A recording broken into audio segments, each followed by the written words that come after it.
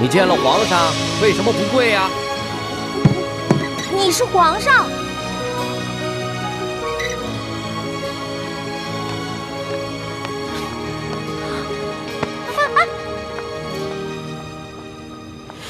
哎，李公公，这个小答应他可是……嘘，这皇家的事啊，别问，也别管。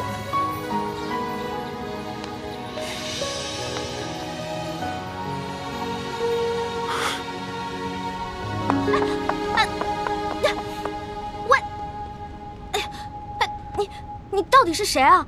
你是皇上还是龙三啊？嘘，我不是皇上，我是龙三。那外面的人为什么称呼你为皇上，还给你跪下了？我真的不是皇上，我只是长相和声音都酷似皇上，所以啊，被皇上选做替身了。你是皇上的替身？对呀，我只是皇上的替身。我们这大清啊，虽说入关数十余年，可是根基还未稳，这皇上又还年少，刚刚亲政不久。不管是那些签名余孽，还是那些妄想谋朝篡位的权臣，都有暗杀皇上的企图。就拿这个鳌拜来说，连顾命大臣苏克萨哈都敢杀，还勾结内侍给皇上下毒。所以啊，皇上时常让我扮成他的样子。我就说嘛，你吓死我了！你怎么可能是皇上呢？你要是皇上的话，怎么可能半夜三更的去御膳房偷东西呢？还跟我结拜兄弟了，是不是？对对对。所以皇上3日侍寝，不肯让我看他的样子，一直戴着面具，就是怕我发现，是不是？对呀。所以你现在知道了，为什么你在宫里面打听不到侍卫龙三这个人？因为我不是普通的侍卫，我不站班儿，我只是在必要的时候出来替皇上一下。那也就是说，你是皇上的替身，那就得替皇上挨刀子了。我身为臣子，当然要效命于皇上了。再说了，皇上待我不薄，我也是心甘情愿替他卖命。龙小弟，你太可怜了。你说你当皇上的替身，皇上对你好，说白了就是让你去给他卖命。哼，从古至今，所有的皇帝都一个样，自私自利，全都是冷血无耻之徒。老大，你就别当我的面说皇上的不好了，你这不是为难小弟吗？哎，你今儿怎么想起跑这御书房来找我了？还说呢，几天都不理我。我有重要的事情要告诉你。重要的事情？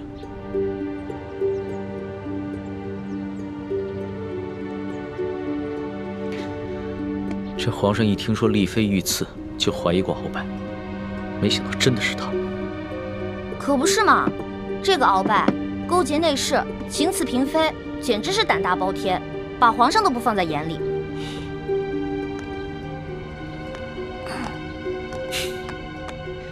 老大，你是不知道啊，这鳌拜把持朝政多年，这朝廷上下、宫中内外全都是他的势力。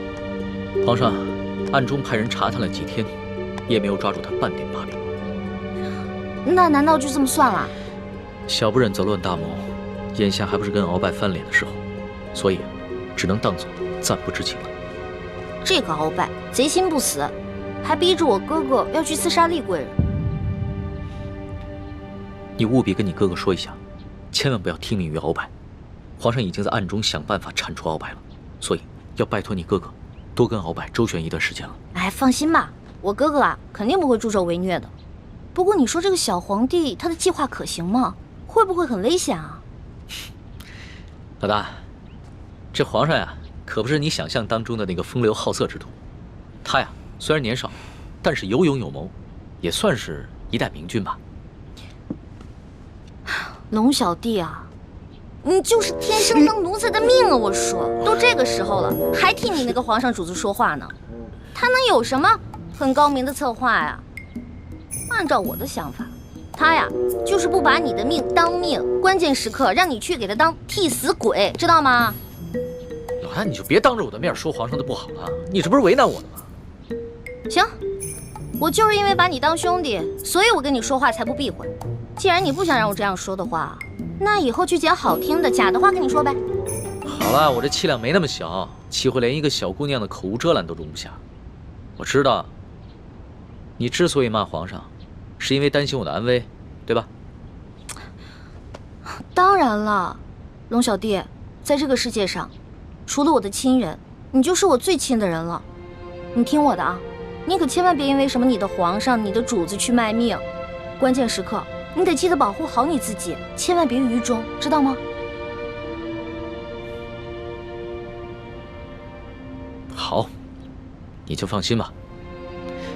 我可以悄悄地把皇上的计划告诉你。你把皇上的计划告诉我，这么重要的事儿，你不怕我卖了你啊？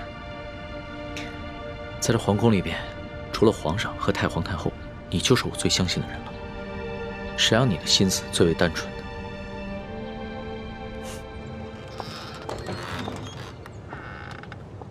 李德福，送欢答应回永和宫。这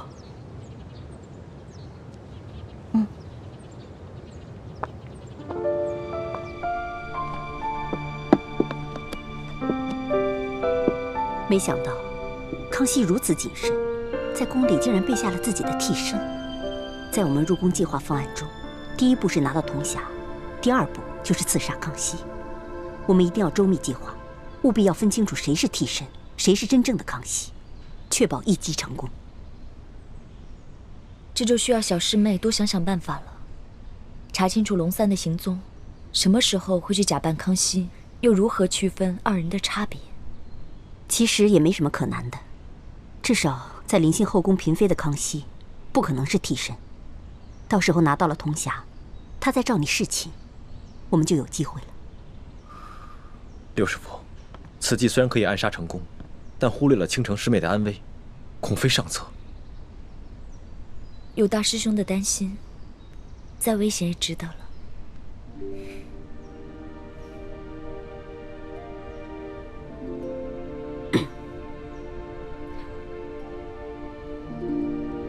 这行刺康熙的行动是下一步计划，还早着呢。我们还是现在想一想接下来的行动。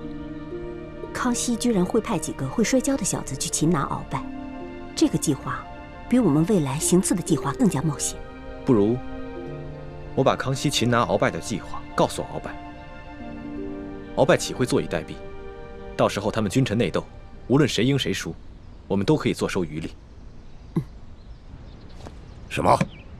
康熙在暗中训练几个小太监、小侍卫摔跤，想借着摔跤的游戏擒拿老夫。你这消息来源可靠吗？他已经开始怀疑行刺厉贵人的幕后主使就是中堂大人，所以加强了对厉贵人的保护，卑职想尽办法也无从下手。这康熙少年老成，若是他真的想拿下老夫，那他绝不会向任何人透露半点风声。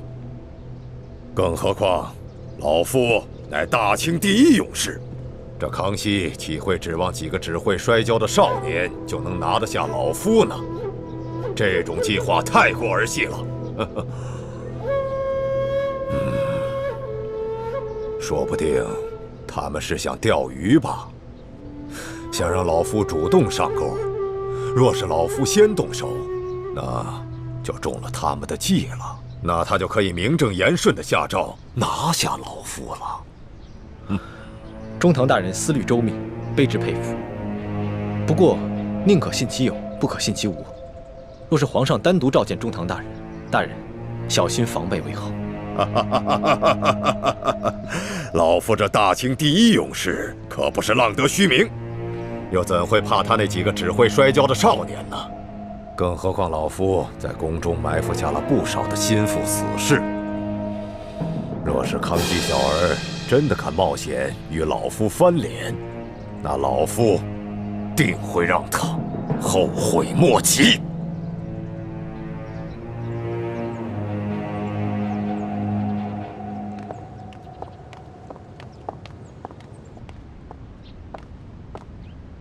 皇上，欢答应到了。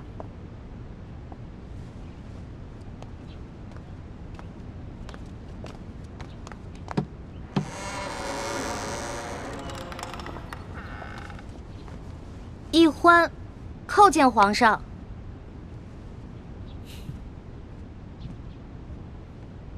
平身吧。谢皇上。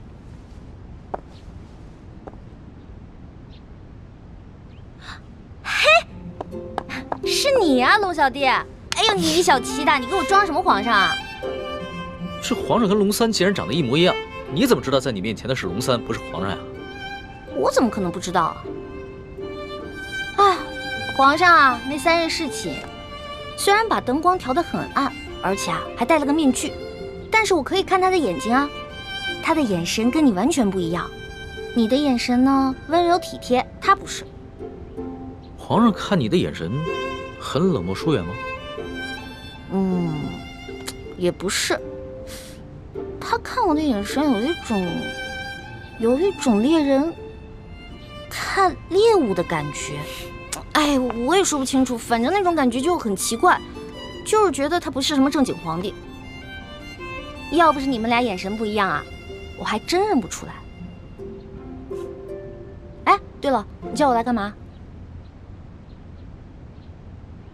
我这次叫你过来呢，是想跟你道个别。道别？你要去哪儿啊？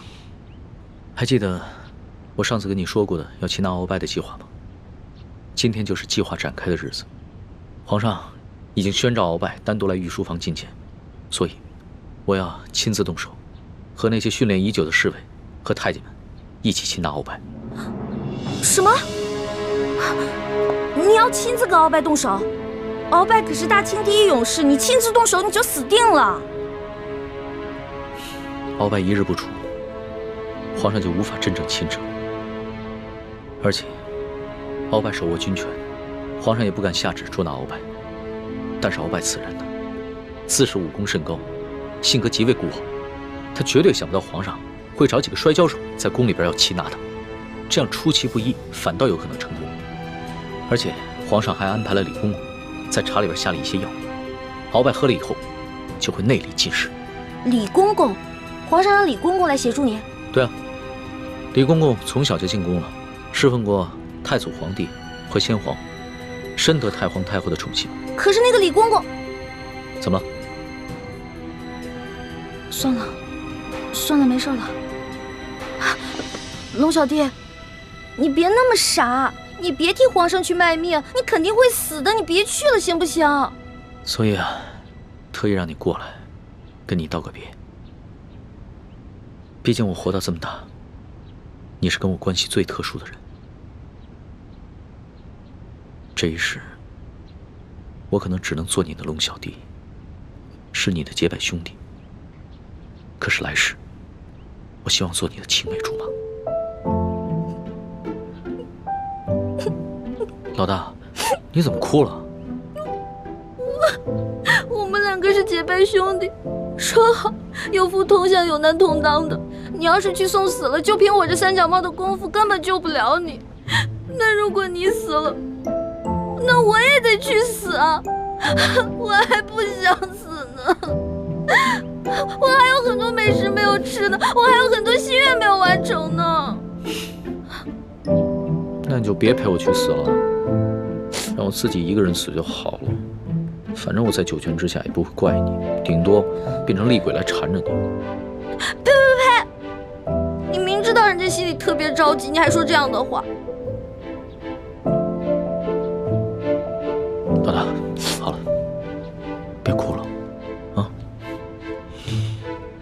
这个计划，它又不一定会失败，也许就成功了呢。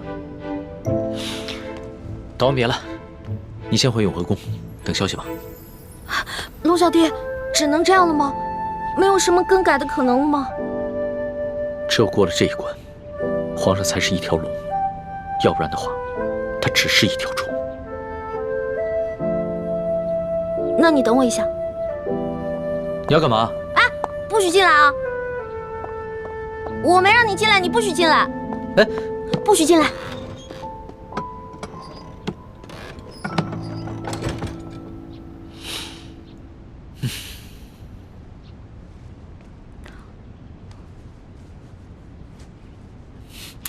老大，你好了没有啊？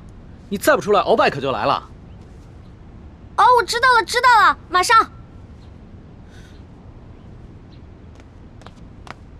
老大，我进去了啊。老大，你好了没有？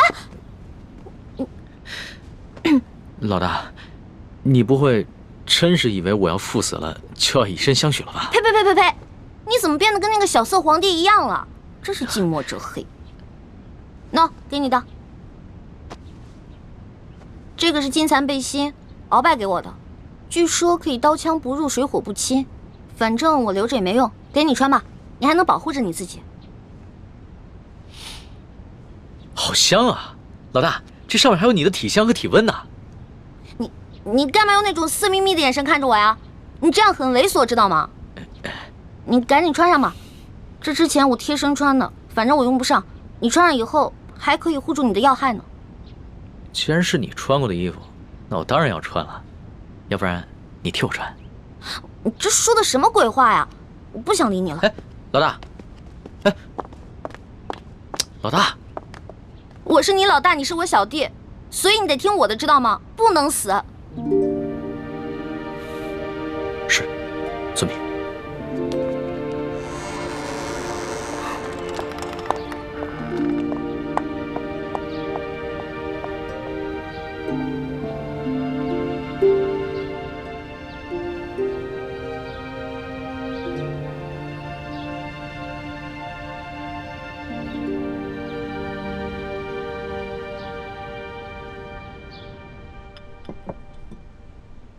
六师傅，康熙擒拿鳌拜的计划如箭在弦，一触即发。依您看，结果会如何？这很难说呀。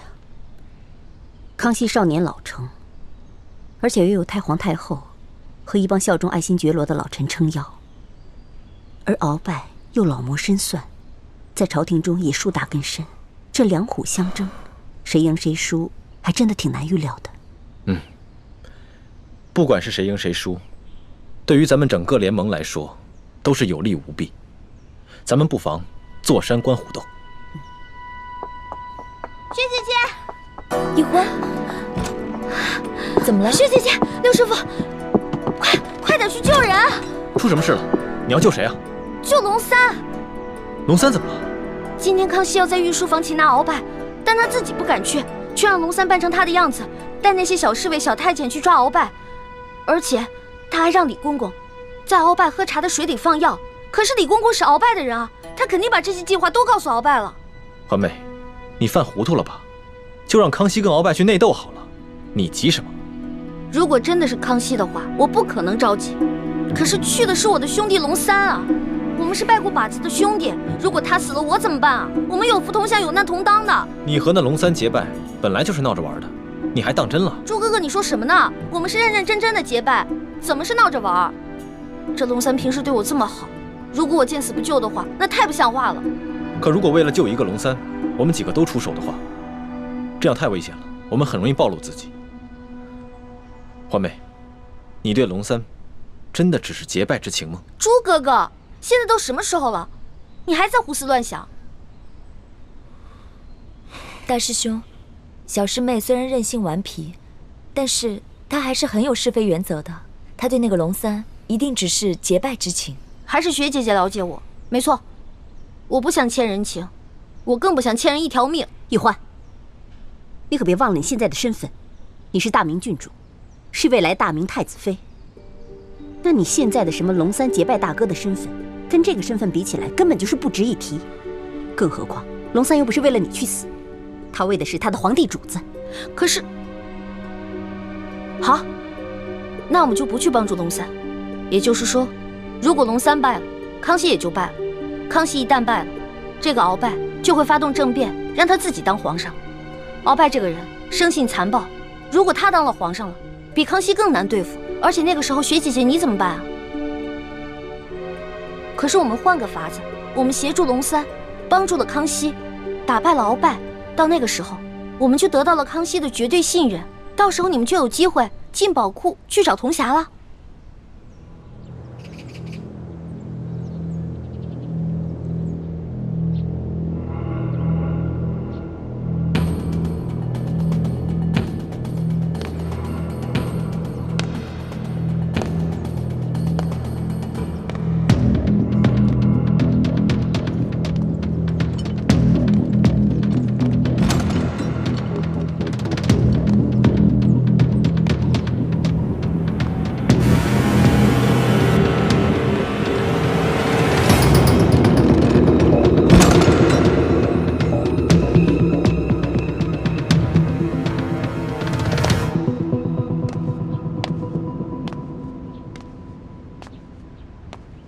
奴才参见皇上。年龄，赐座。谢皇上。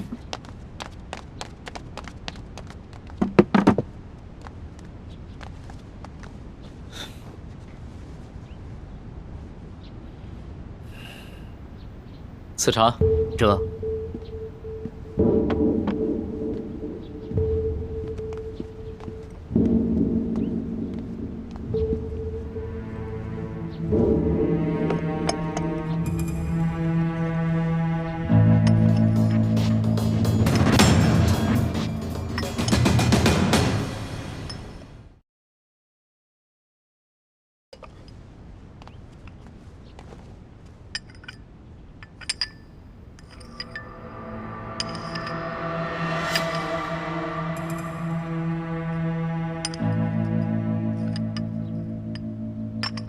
王少保，这些茶都是今年新摘的龙井，是昨个浙江巡抚刚刚送进宫的，你不妨多品一品，看看比之安徽的银毫如何？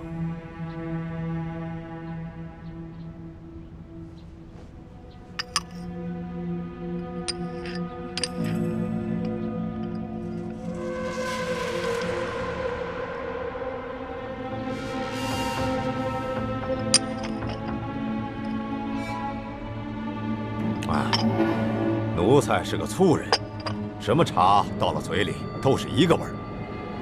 皇上宣召奴才，有何事垂询啊？王少保，你不妨先看看这些奏折。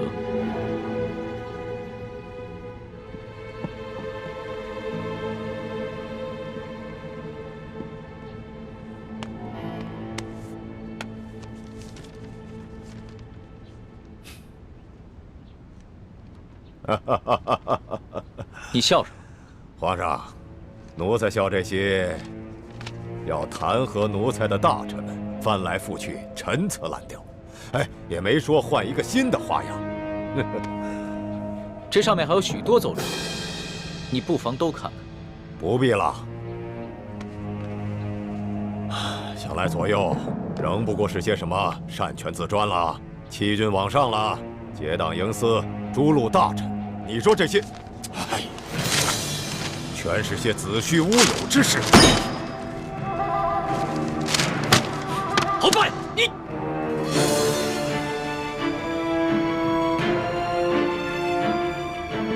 皇上，这数十位联名上书的大臣，分明就是在构陷奴才，这是在离间你我的君臣之义，这简直就是对皇上的大不敬。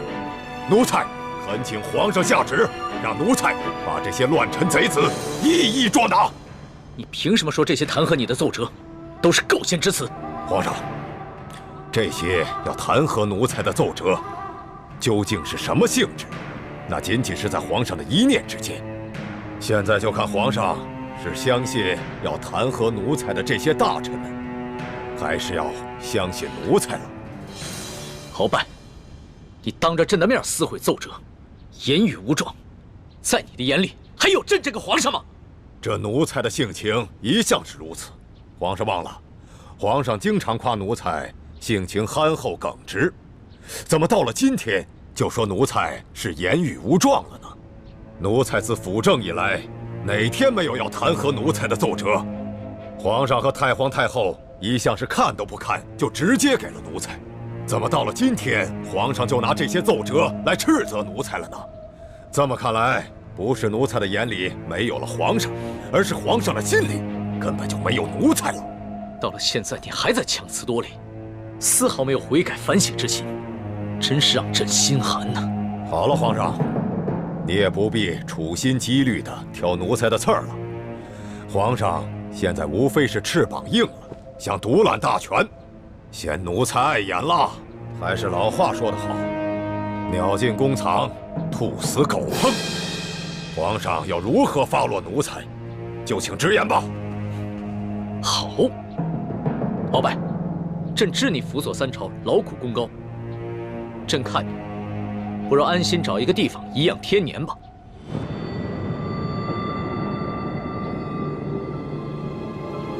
皇上真是体恤奴才啊！奴才真是感激涕零啊！但是皇上，你不要忘了，奴才是先皇遗命的辅政大臣，担负着协助皇上处理朝政的职责。现在皇上身边奸臣环伺，奴才尚未清君侧，又如何敢颐养天年呢？鳌拜啊鳌拜，想不到你还是如此执迷不悟，真是有负先皇深恩，枉费朕的一片苦心。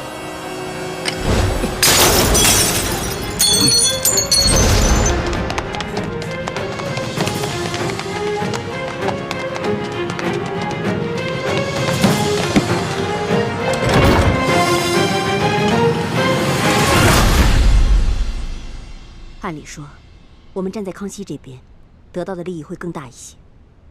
可是现在我觉得，鳌拜获胜的可能性会更大。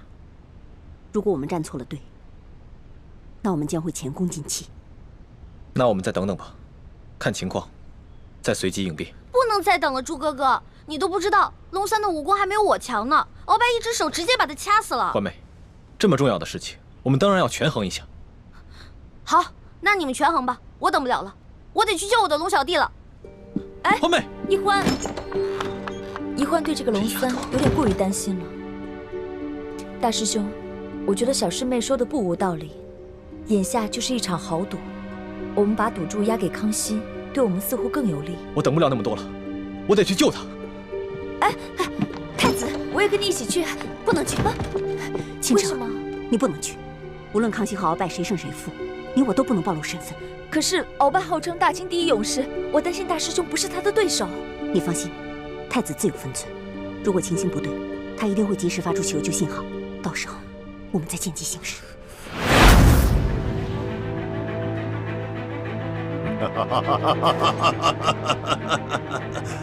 玄烨呀，玄烨，没想到你如此小瞧我鳌拜，像你这般狂妄无知，又怎守得住我大清的江山呢？好，那老夫就先送你去见先帝，再另立新君吧。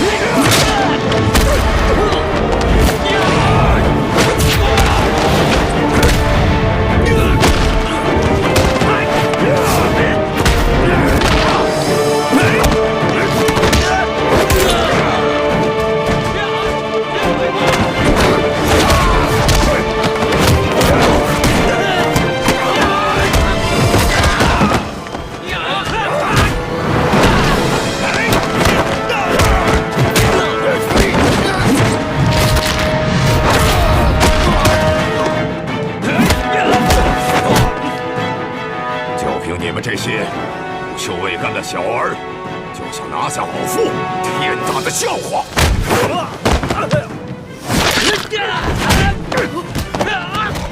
李德福，朕让你准备的东西，你备好了吗？回皇上，奴才岂敢抗旨？奴才确实在闸里下了内力散，奴才也不知道为何会失去效果啊！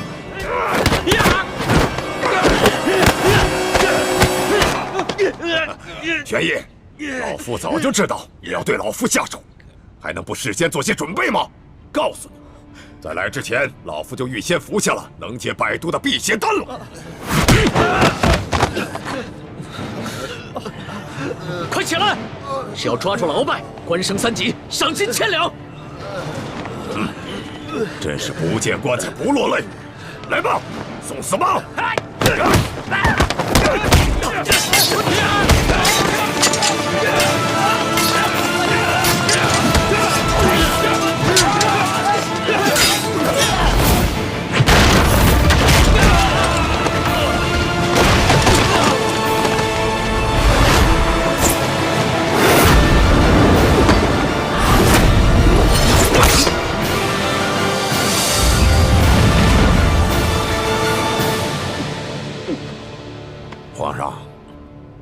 想和老夫比试比试武功吗？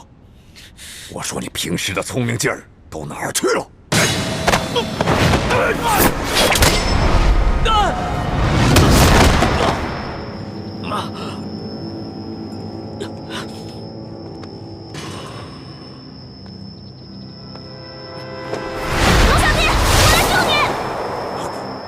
没事吧？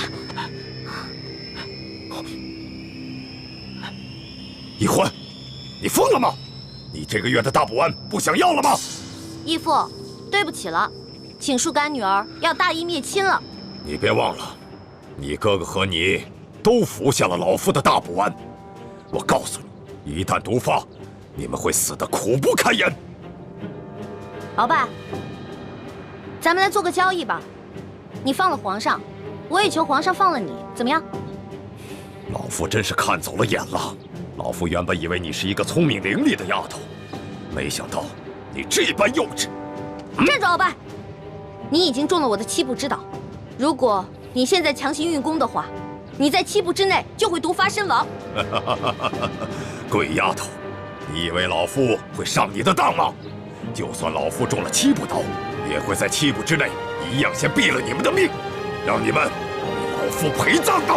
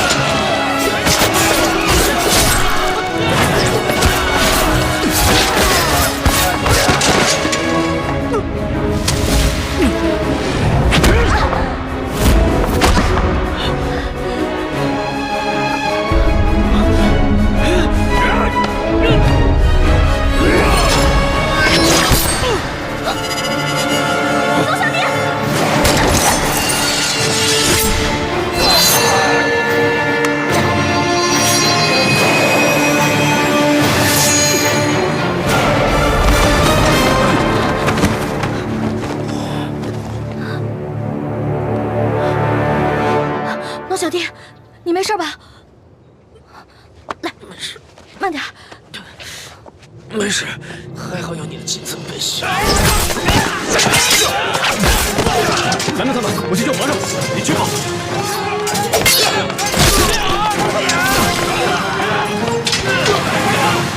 丫头，你把老夫的金蚕背心也给了皇上，看来你对皇上是动了真心了。只可惜，就算是皇上穿了金蚕背心，老夫也一样要他的命。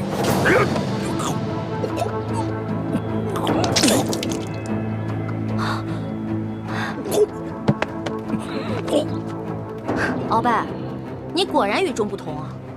别人中了我的7步岛，只能走7步，没有想到你追了我们这么多步才倒，厉害！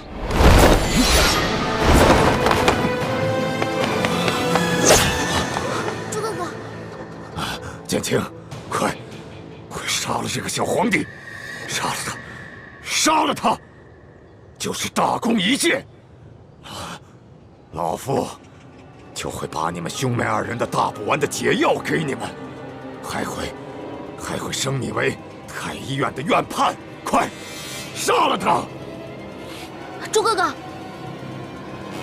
好，你可别糊涂啊！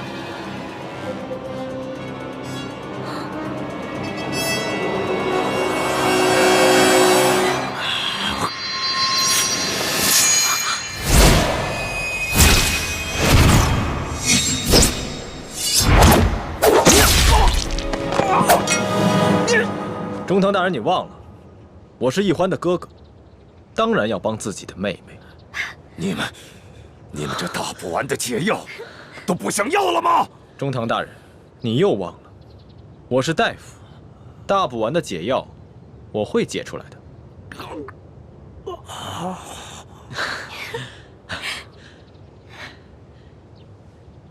老大，你怎么受伤了？怎么流这么多血啊？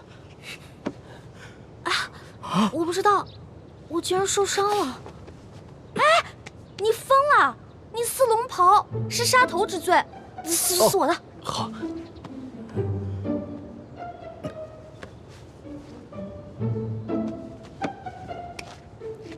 哎，等等，皇上，奴才这有手绢啊。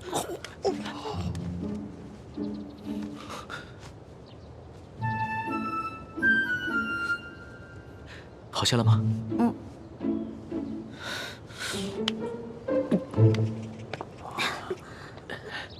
鳌拜，你别不服气，没想到你这个人不仅有勇无谋，还有眼无珠。站在你面前的根本就不是什么皇上，他是皇上的替身龙三。你说他是龙三？护驾，护驾，这边快！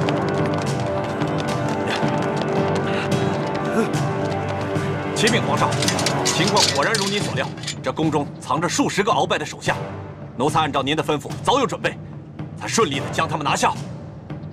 好，擒下鳌拜。这，来人，拿下鳌拜。这，他真是皇上？对，这就是当今皇上。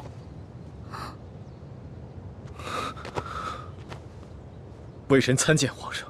丫头，你白长了一双大眼睛，中看不中用。你可知这玄烨在先皇的皇子中排行老3？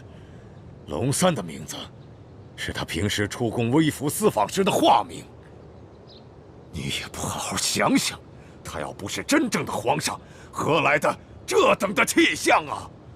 你真的是皇上？3日侍寝的时候，为什么朕要戴着面具？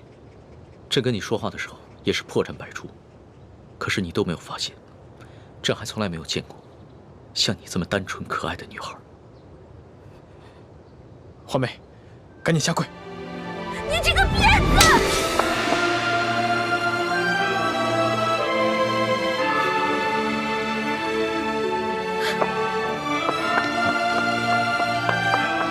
皇上，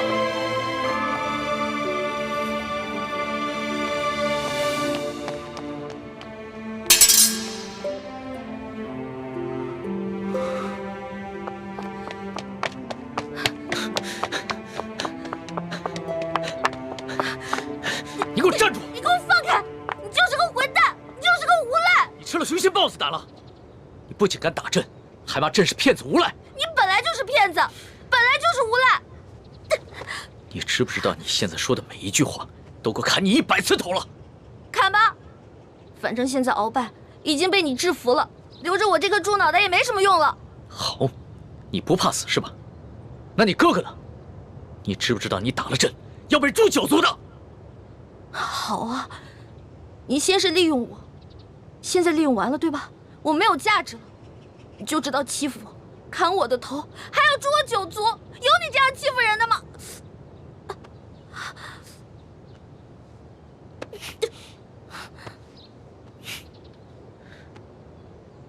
伤口这么深，你还乱动？你等一下，朕马上让你哥哥过来给你止血。现在都要砍我和哥哥的头了，还止血干什么？朕难道不该砍你的头吗？你知不知道从小到大，还从来没有人打过朕，就算朕的皇阿玛在世的时候，也从来没有动过朕的一根手指头。那还不是因为你骗我？你跟我说你不是皇上，你是龙三，我是你的老大。那小弟做错事了，老大教训一下怎么了？那要你这么说的话，还是朕的错了。没错，就是你的错，谁让你骗我了？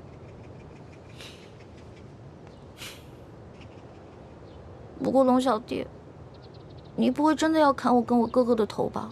你说呢？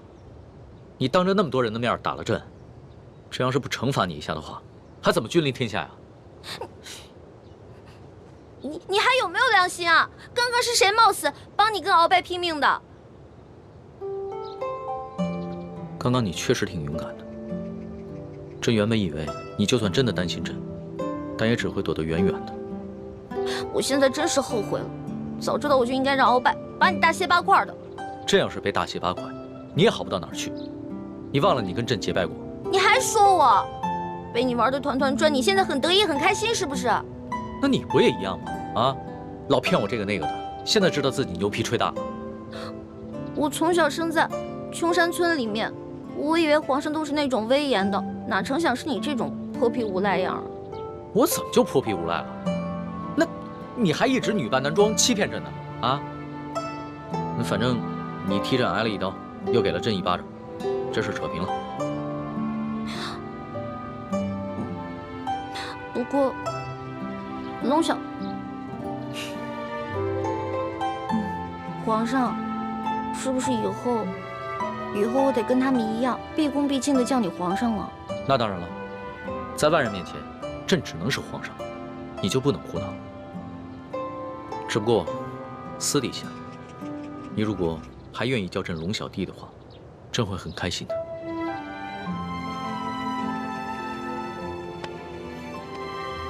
是不是疼死了？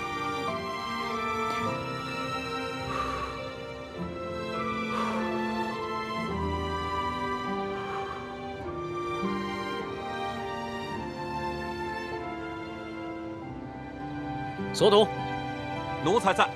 朕封你为国史院大学士。奴才谢主隆恩。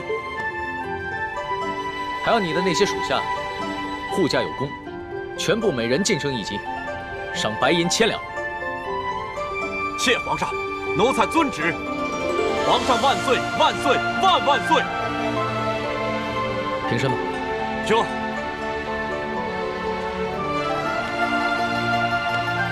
李建清，臣在。朕封你为太医院副院判，赏黄金100两。皇上，臣之医术还不够格担任太医院副院判一职，若是勉强忝居高位，于臣也未见有益。臣护驾乃是臣分内之事，不求封赏，只求当好一名御医。你年纪轻轻就能淡泊名利，很好。不过既然是你救了朕，那就是为朕立下了大功，朕也得赏罚分明啊。你要是不愿意升职的话，那朕就赐你一件黄马褂，准你有急事的时候，可以直接穿着黄马褂进宫见朕。多谢皇上。桓大爷，奴婢在。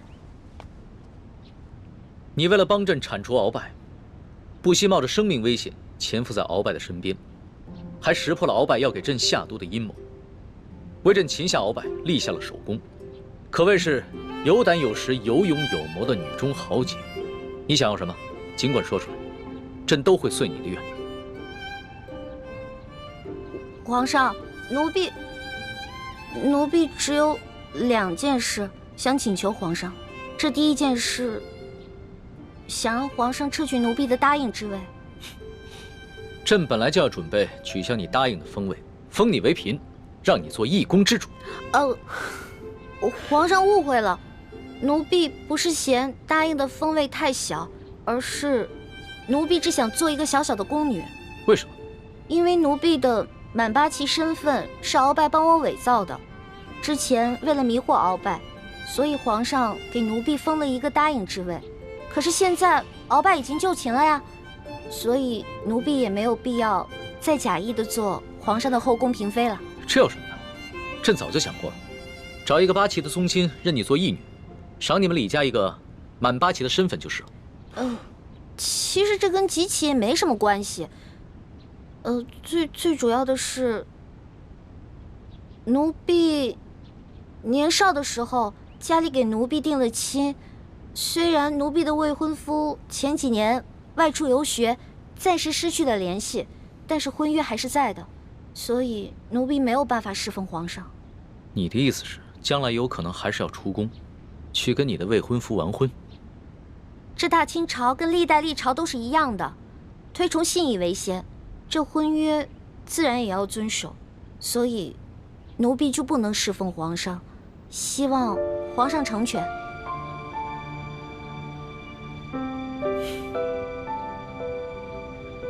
你既然不愿意做朕的嫔妃，那朕也就不强求你了。你毕竟是立下了大功，朕也不会让你做一个普通的宫女。这样吧，朕就留你在御书房，做朕的笔墨侍书。等将来你的未婚夫有了消息，朕就让你出宫去和他完婚。奴婢谢皇上恩典。这个笔墨侍书，以前宫里是没这个职位的，而是朕特意为你而设。你既不是后宫嫔妃，也就不适合住在东西12宫中的任何一宫之中。这样，让人在后宫之中找一处幽静的住所，赐名永乐斋，暂时拨给你住。谢皇上恩典。那你的第2个要求呢？我第2个要求很简单，奴婢知道皇宫里有一个宝库，里面有好多奇珍异宝，奴婢想进去转一转。你还真是个小孩心性。好，朕准你了，准你去宝库逛一逛，顺便挑拣自己喜欢的宝贝，就当是朕给你的赏赐。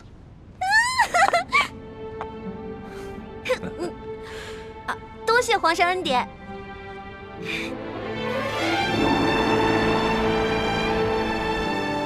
石叔姑娘，哇，请。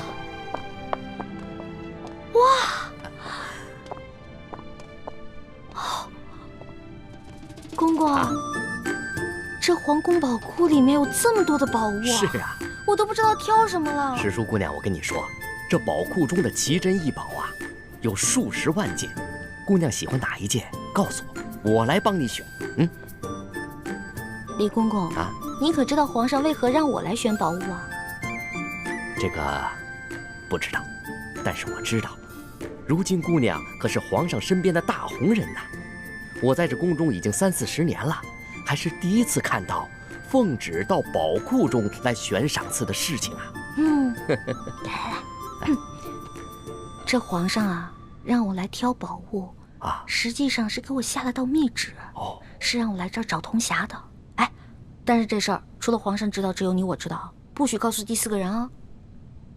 奴才明白，姑娘你放心。我在这宫中当差好几10年了，就一样好处，嘴巴紧，从来不乱讲话。这个好，继续保持啊！好，走，我带你去看看册子啊。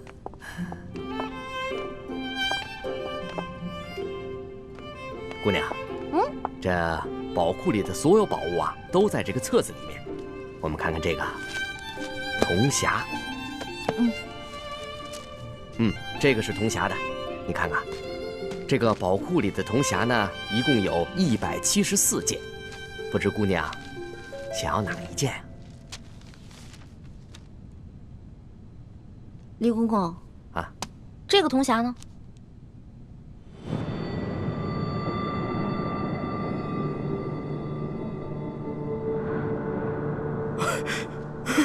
姑娘饶命啊，姑娘！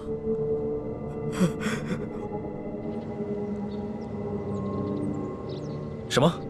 铜匣被鳌拜拿走了？李公公说大概3个月前吧，这个鳌拜呢私自拿走了一个铜匣，还叮嘱他不能告诉任何人。我去登记册上看到铜匣的形状，应该就是我们要找的那个。恐怕不是鳌拜私下拿走的，是李公公亲自拿去献给鳌拜的。这个李公公现在还不知道我们已经知道了他是鳌拜的内奸，所以他在言语中呢为自己脱罪遮掩。哎，朱哥哥，我可听了你的话啊，没有揭穿他。你刚才说什么？3个多月前，那不正是义父告诉我们铜匣秘密的时候吗？难道鳌拜也知道了铜匣的秘密，所以抢先一步拿走了铜匣？可是鳌拜怎么知道铜匣的秘密呢？难道我们明珠谷出了奸细？奸细？我觉得会不会是鳌拜觉得那个铜匣很顺眼，自己比较喜欢，就顺手拿走了呢？环美，这么大的事情，我们不能存在侥幸心理。皇宫的宝库中有数10万件的珍宝，鳌拜偏偏选中了铜匣，一定是铜匣的秘密泄露了。那也就是说，咱们明珠谷有内奸了，那怎么办啊？眼下之计，只有想办法到鳌拜府上拿到铜匣，在暗中通知师傅们排查谷中所有人，找到奸细。学姐姐说的有道理。之前这康熙啊，一直担心我中了大补丸的毒，但他不知道咱们已经把毒悄悄的给解了，所以呢，我可以借口找解药，亲自搜查鳌府，康熙肯定会答应我的。环美，康熙一直对你言听计从，就连你之前打了他一巴掌，他也饶恕了你。但是，你千万不要被他的柔情蜜语所迷惑。哎，朱哥哥，哎呀，你在其他事上都挺大气的，怎么这件事上这么小气呢？我接近康熙，还不是为了帮你实现为你父皇报仇、光复大明的梦想，结果你还怀疑我。对不起，环美，是我想多了。也不知道为什么，我心里总是不踏实。等我们拿到了铜匣，一起撤出紫禁城，再也不要见康熙了，好吗？怎么，你不愿意啊？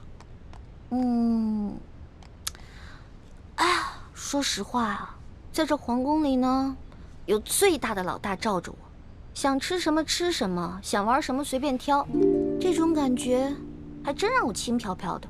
我还想多享受几天呢。你呀，哎呀，好了好了好了，我只是把我自己内心的话说出来而已嘛。为了不让你生气，我保证等找到铜匣以后，跟你们一起撤，行了吧？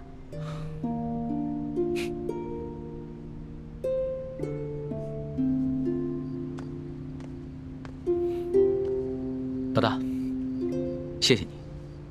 要不是你的金蚕背心，说不定小弟就再也见不到老大了。哎呀，这个金蚕背心我穿着也没什么用，我跟这世上的人无冤无仇的，也没有人想害我。倒是你，虽然高高在上，所有人都对你很恭敬，指不定多少人想害你。拿着吧，给你了。既然你这么关心朕，那朕可就收下了。你知道这件金蚕背心的来历吗？我只知道这个是先帝赐给鳌拜的。这件金蚕背心呢，是前明崇祯皇帝的贴身之物。这个崇祯皇帝生性多疑，唯恐被人刺杀，所以花重金从海外购得了这么一件宝物。可惜啊，最后他还是丢掉了天下，吊死在了梅山。就跟这个鳌拜一样，曾经权倾天下，现在不也照样变成了一个阶下之囚？所以啊，这执掌天下之人，可不能靠什么宝物防身，必须以仁德治天下。只有天下太平，这做皇帝的才会太平。龙小弟，你这一本正经说话的样子，还真像个皇帝啊！什么叫像个皇帝？朕本来就是个皇帝。是，而且，朕会说到做到。哎呀，老大，你怎么了？你没事吧？没事，可能是大补丸的那个毒发作了。那怎么办呀？我已经命索额图去查鳌拜府了，命他一定要找出大补丸的解药。哎，不，这索大人吧，他去找，他即便看见了，他也不知道哪个是。要不然你还是让我去吧，我去搜吧。不是，可是你这样能坚持住吗？我其实刚来的时候吧，吃了我哥哥给我制的那个药，虽然不能根治这个毒吧，但是可以缓解一下。你让我稍微缓一下啊。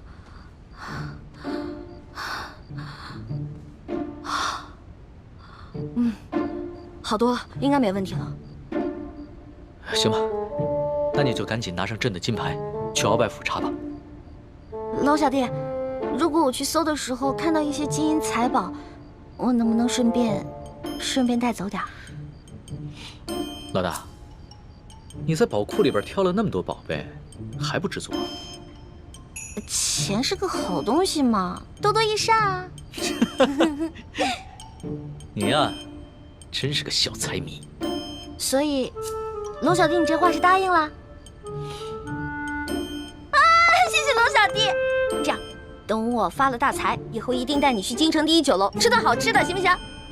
好，就这么定了。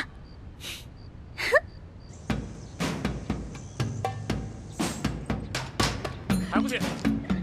师叔姑娘，这都是为你准备的。来，尝一尝，应该是不错的啊。清点一下。好吃。好吃吗？好吃。啊。翡翠时间，这边。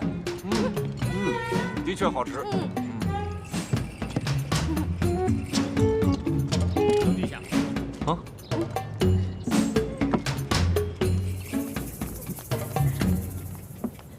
表姨夫，这是查抄的物品清单，您过目。啊。这大补丸的解药，府中里里外外、上上下下都搜了个遍，还是未能找到。这怎么能行啊？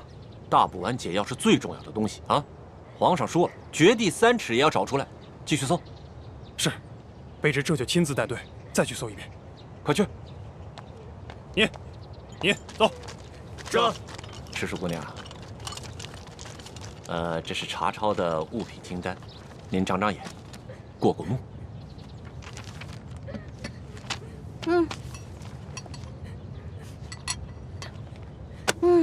不用看了，这个不对。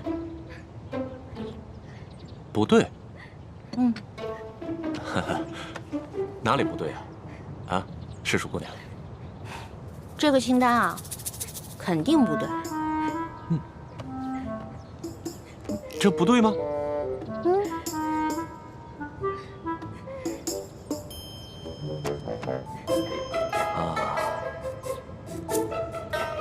好，赤树姑娘，咱们能不能借一步说话？好啊。走。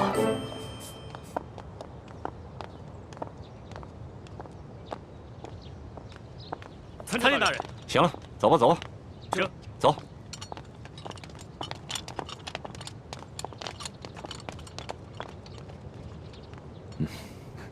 索大人，有什么话您就直说吧。哎，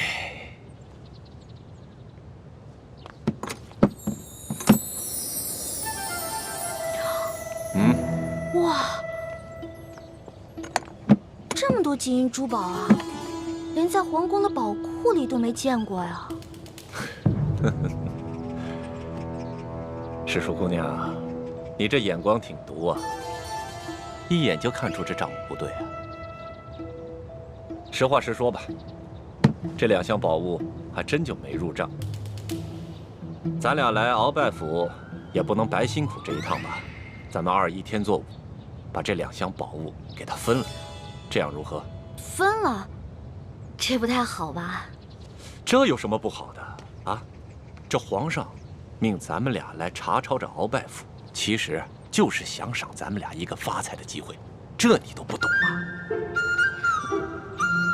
那也是，咱就别跟皇上客气了。是啊，那咱跟皇上客气什么呀？啊？那这样，一会儿你找个人啊，帮我把这箱抬到永乐斋去。没问题啊，这个包在我身上，你就不用担心了啊。那赤树姑娘，这些账目可对了？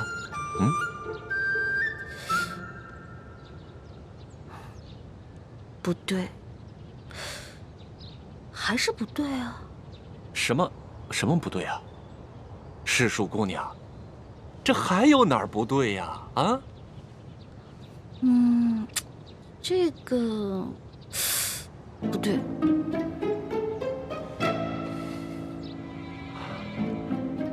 行，你厉害。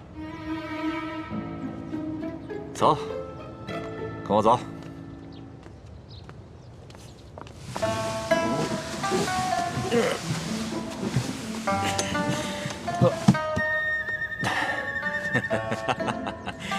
哎呀，赤树姑娘，这是我藏的最后1箱的宝物了，啊，没入账的宝物了。哎，这个箱子也没有。鳌拜到底将铜匣子放到哪儿了？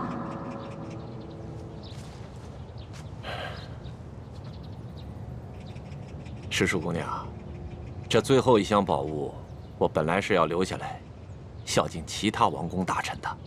你想啊，咱俩捞到了这查抄鳌拜府的肥差，这朝里多少眼睛盯着咱俩也不能不懂规矩啊，是不是？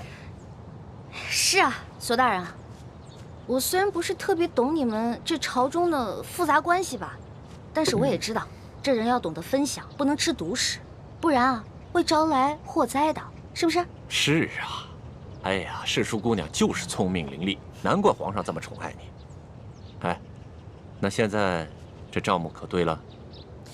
这账目是对了，但是我这解药还没找到呢。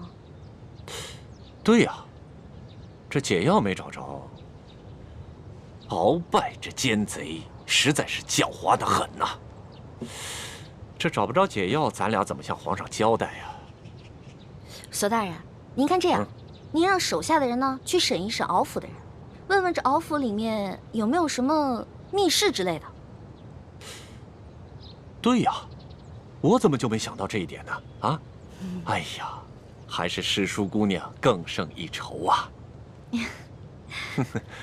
那咱这个先放着，查解药去。走。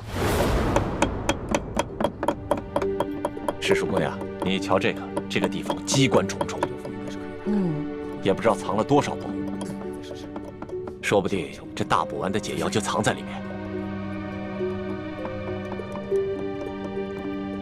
索大人，这个机关十分的复杂，我们真的没办法打开啊！废物，一群废物点心，这点事儿你们都办不好啊！我告诉你们，再给你们1个时辰，如果你们再打不开，我把你们这没用的手给剁下来。我剁下来知道吗？我知道，我们开。索大人，消消气啊！我觉得他们打不开，跟您站在这儿也有关系。您想啊，您站在这儿，他们紧张啊，紧张肯定打不开。要不然您看这样行吗？您到外面啊歇息歇息，喝个茶，我来看着他们。还真说不定啊。那行，那就麻烦诗书姑娘帮我先盯着点儿。好嘞。啊，你们听好了啊，一切都听诗书姑娘的安排。是。